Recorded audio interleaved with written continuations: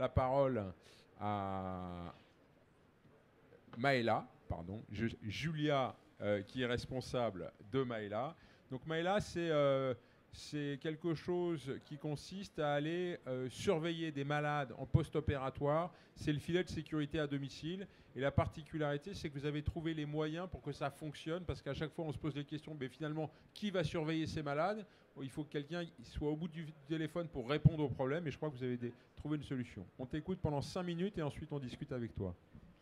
Alors bonjour, je m'appelle Julia, je vous présente Maëla. Donc tout à fait, Maëla, c'est une start-up lyonnaise qui a été créée par des chirurgiens qui avaient ce constat de se dire « Ok, je suis capable de faire de l'ambulatoire, je suis capable de faire de la RAC, néanmoins, comment surveiller mon patient quand il est chez lui, à son domicile ?» Donc pour cela, les chirurgiens se sont associés à des compétences techniques et aujourd'hui, on est une trentaine de personnes avec un peu plus de 30 000 journées patients de suivi en 2017 et on n'a pas encore compté 2018. Donc comment on fonctionne? On a deux offres. Donc, deux offres qui sont totalement complémentaires et dissociables. Donc, on a une partie technique avec une plateforme web et mobile où le praticien peut programmer son protocole et le patient pourra faire son suivi. À ça est associé quelque chose de humain parce que pour nous, on ne peut pas faire de santé sans l'aspect humain. Donc, on a des infirmières, on a un plateau infirmier qui est disponible 24/24, 7 jours sur 7 pour suivre vos patients et surtout pour vous rappeler dans le protocole que vous avez créé. Donc l'idée, un parcours, ça se passe comment? C'est en fonction de votre souhait, vous proposez à Maëla, à votre patient, la secrétaire crée un compte et là, en fonction de votre protocole, on va aider le patient à se préparer. Donc des documents d'information, des rappels, des checklists et tout ce genre de choses. Après, le séjour hospitalier se passe et là, c'est à vous de jouer. Et ce retour à domicile qui devient connecté, comment ça se passe? C'est des questionnaires, des rappels, des checklists qui sont envoyés à votre patient. Et pendant 10 jours, 12 jours, en fonction de votre protocole, on va demander à votre patient, par exemple, de faire des CRP. Ça peut être très intéressant pour vous. Et ces CRP, on va voir que si elles évoluent, on va pouvoir mettre des seuils d'alerte et rappeler votre patient, le faire revenir et prévenir une complication. Et en fonction de ce que vous souhaitez, on personnalise totalement le protocole. L'idée, c'est que le patient, il n'est jamais seul chez lui. Il y a toujours un suivi 24/24 avec des infirmières qui connaissent son dossier. Donc ici, c'est un retour d'expérience d'une chirurgien qui est à l'infirmerie protestante avec laquelle on travaille et elle va vous raconter un peu ce qu'elle pense de Maëla. Moi, par exemple, qui ai une plage opératoire le vendredi, ça m'encourage, ça m'autorise à faire un peu plus d'ambulatoire et à pousser un petit peu l'ambulatoire, alors que des fois, on se met un peu des barrières, on se met des auto-barrières parce qu'on veut sécuriser le retour à domicile. Ça nous a permis d'améliorer nos pratiques professionnelles, parce que du coup, on s'est remis en question, on a développé de nouveaux questionnaires, on a simplifié l'information qu'on donnait aux patients. Donc ça nous a permis aussi, nous, de progresser, d'optimiser nos prises en charge. Ça a réduit nos durées de séjour, qui sont effectivement de plus en plus courtes, mais encore une fois, ce n'est pas parce qu'une chirurgie ou un patient est pris en charge en ambulatoire qu'on banalise la chirurgie. On fait une chirurgie lourde, des anesthésies générales, une chirurgie abdominale.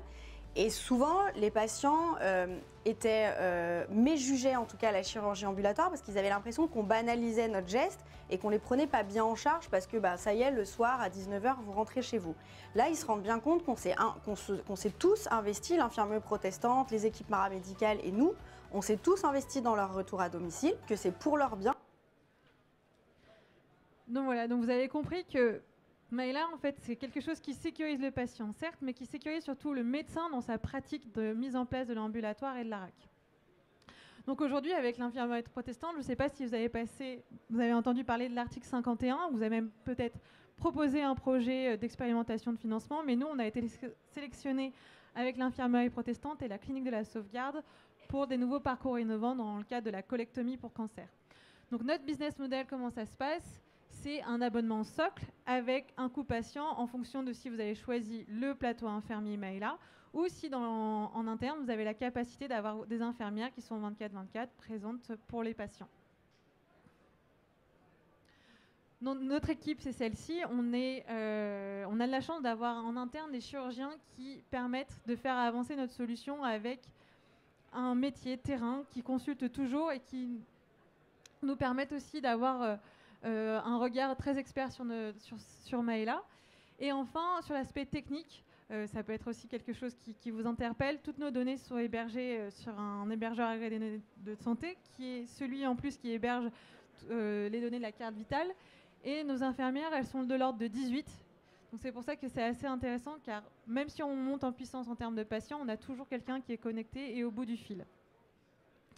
Voilà, on est juste à droite au niveau du village innovation. Si vous avez des questions, si vous voulez même une démonstration, on est totalement à même de vous répondre. Est-ce que vous avez des questions maintenant? Merci. Est-ce que quelqu'un a des questions? Non, pas de questions. Alors moi j'en ai une. On sait que sur ce genre de dispositif, souvent la barrière n'est pas tant au niveau du personnel, mais plus au niveau du patient et de sa perception de ce genre de sujet. Donc qu'est-ce que vous pouvez nous dire par rapport à ça? Alors vous avez totalement raison. Aujourd'hui, on est connecté pour pas mal de choses, si ce n'est dans le médical. On commence avec la prise de rendez-vous. Néanmoins, la force de Maïla, c'est d'avoir des infirmières qui sont totalement dédiées aux patients. Et une fois que le patient, qu'il ne se connecte pas ou qu'il répond à un questionnaire avec une information importante, pour nous, c'est les infirmières qui vont appeler et qui vont se dire, bah voilà, monsieur, vous n'êtes pas connecté aujourd'hui. Est-ce que vous avez un problème de mot de passe? Est-ce que vous avez un problème de santé? Pouvez-vous nous expliquer? Et donc, du fait d'avoir des infirmières qui vous connaissent, qui connaissent votre dossier, qui connaissent votre chirurgien, va faire en sorte que le patient se connecte. Alors après, c'est pas pour tout le monde, bien sûr, il y a des patients qui ne sont pas connectés, qui sont trop âgés ou même qui ont décidé d'avoir un parcours normal. Néanmoins, on ne peut pas connecter tout le monde et aujourd'hui, ça se passe très bien de parce qu'on a quelqu'un d'humain qui va rappeler, qui va dire on va le faire ensemble. D'accord, Voilà. merci. Pas d'autres questions? Merci.